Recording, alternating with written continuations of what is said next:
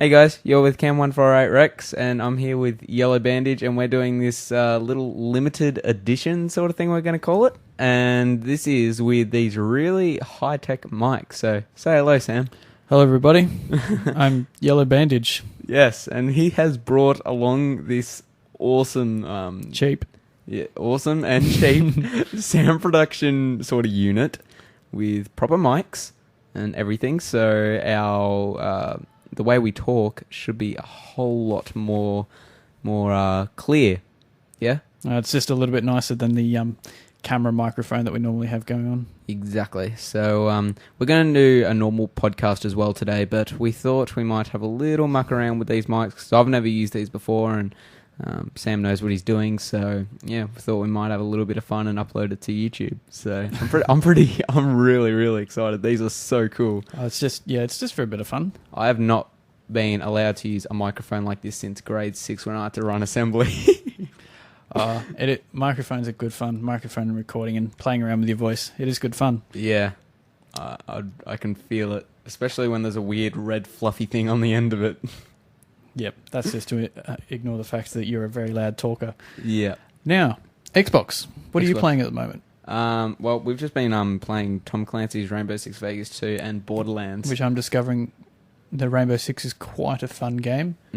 Well, you played it on my computer when I had it on computer ages ago, didn't you? Very long time ago, yeah. Yeah, that was, what was it, 3 years ago? Probably, something like that. And yet I still found this brand new at EB Games. I never ever buy a pre-owned game, so it's a very nice game. How did you like Borderlands? That was... Because that's the first time you've properly played it? Yes. Mate, it is so nice. The textures are really nice. What did you say it was called that they do?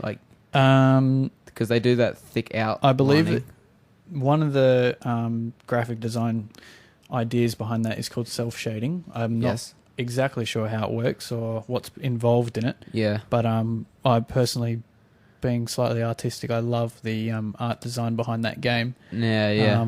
It's just gorgeous to look at, and because it's just different from everything else. Exactly. Like that's I was saying to you before, they couldn't really use that on many other games. Like it's very cool, but it's to its own thing. You wouldn't. Yeah, it wouldn't work with many other games, would it? No, like you couldn't use that in Call of Duty, because Call of Duty has that like smoother, more real. Yeah, more real. Exactly. It works with Borderlands because it's more of a cartoon. It's style. not real. Yeah, if that makes sense. Like Assassin's Creed or COD or Battlefield, you're looking for something more real. Yeah. Even with Halo, even though that's not real, you're still looking for a realistic feel to it. Where Borderlands is designed to kind of focus around that artwork in a sense. Yeah. And I love it.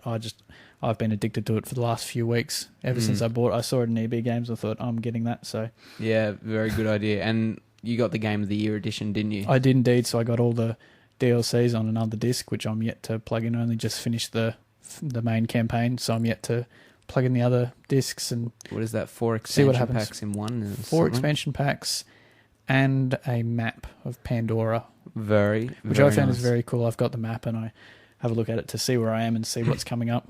Okay. Because in general, they draw the really big bad guys that you've got to look out for, which is very useful. Yeah, that would be a lot of help. Wow, this is so cool. We've got like this full huge deck just sitting here. But I got a lot of fun out of Borderlands. I think now I'm not certain, but I kind of think that the what did you say it was called? The outlining or something like that. It's one of the key things that has like thick outlines around everything. Yeah. I reckon they do that in the Lego games as well. Yeah, I'm not sure. I haven't played a Lego game in quite some time. Do you want to play? Yeah, we'll probably play one later, and we can have a look at it. And it might quite possibly be the same kind of thing, but with Lego, I mean, you've got because you're trying to simulate real things, but in a cartoony way. Exactly, people can still relate to it. So I don't know. I mean, I just love Borderlands because I look at it and I think, oh, what prop guns am I going to be making next? Yes. Well, what have you made so far? Because you made quite a few things and started up quite a lot of projects. I have a lot of started stuff, not much finished. I have a lever action, like sawn off lever action rifle that I'm making for a friend for her 21st birthday. Oh, you were showing me that. For a Firefly Firefly prop. Oh, One of the that's characters, right. Zoe, she has a leg holstered lever action rifle, so I'm using that Wicked. I'm making one of them, and I've only just got a few more paint touch-ups to do and a little bit of gluing of some Of metal course. components. Yeah. I also have in the works a Book of Eli shotgun. He's sawn Forgot off about that. shotgun, the pump action. I'm working. I have the pipes set up and Yeah. got all the diameters. Got the drawings done. I just need to start putting stuff together now that I'm on holidays and I can finally start working. Yeah, exactly.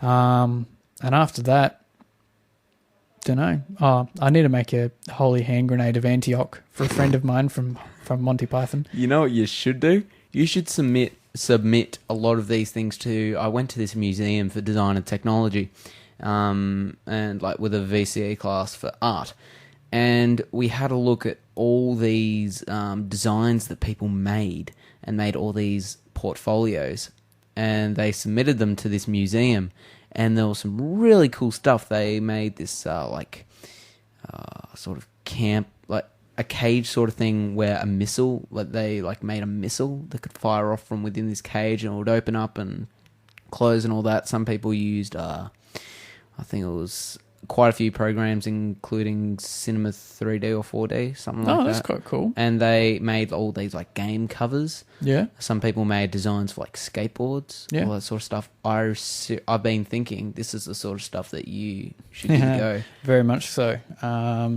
I'll tell you about it. Well, I know that I'm keen on making the hunter sniper costume from Borderlands, along with yes. one or two of my favourite guns, because Borderlands guns are so diverse and they've really succeeded in making a really wide range there.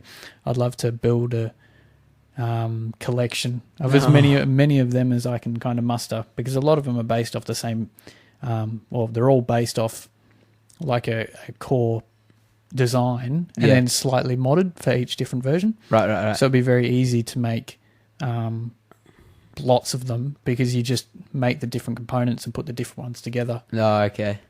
That'd be really cool. It's only recently, and I haven't done a lot, but I've been thinking over some of the things I would really like to look up how to design, or even kind of come up with it myself.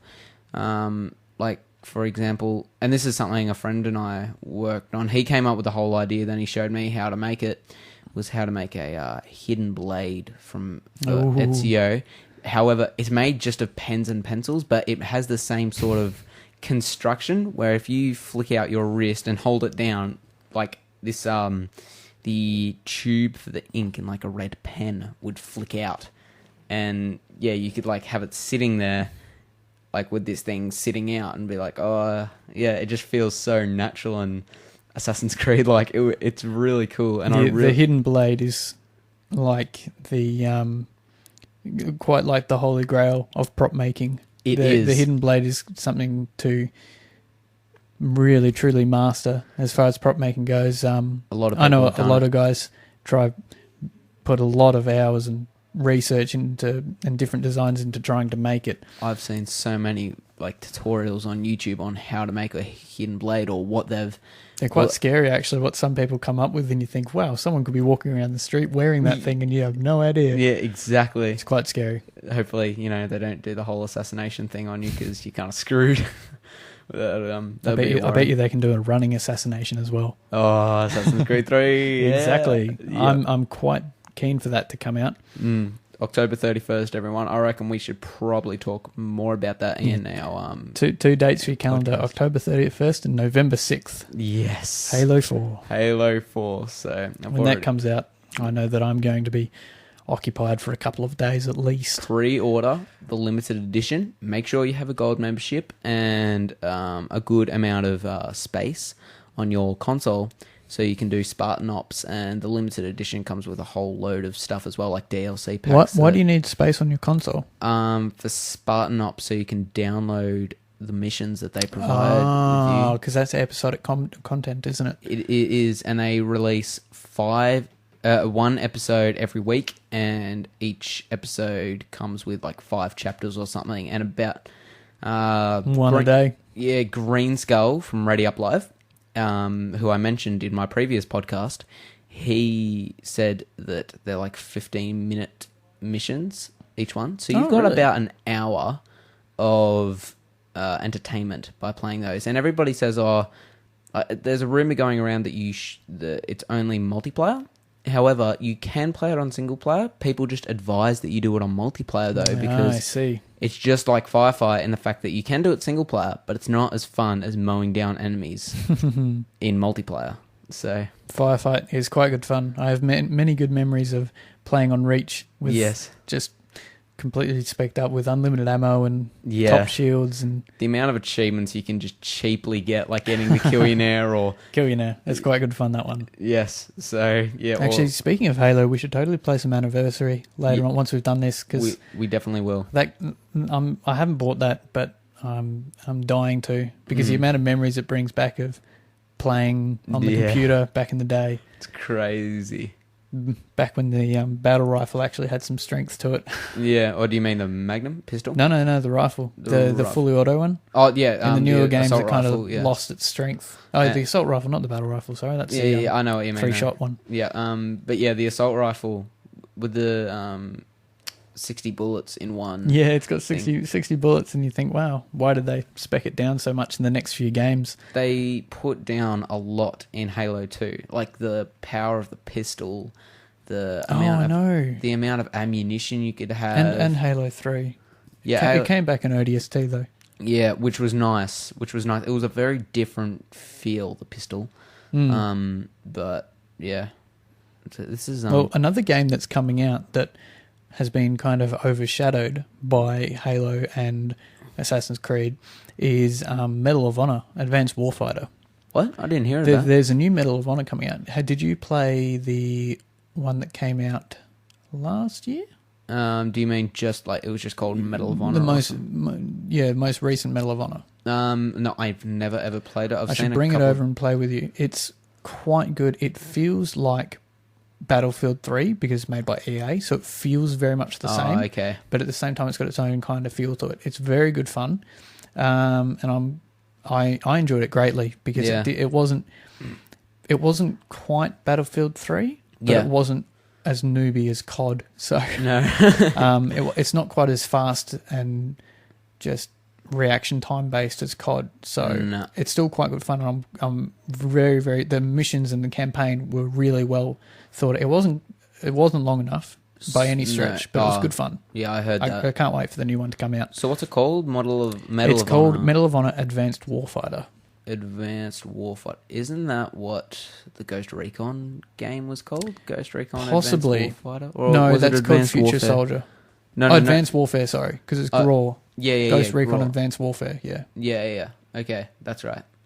I had the second one, but like I didn't know there was a third-person shooter and there was a whole team thing. And I much prefer the first-person shooters where it's solo. I like the lone wolf ones, where you don't have to actually control other AI-based players. Kind of like Halo Reach. Like you're not lone wolf, you're in a team, but you don't have to control those AI.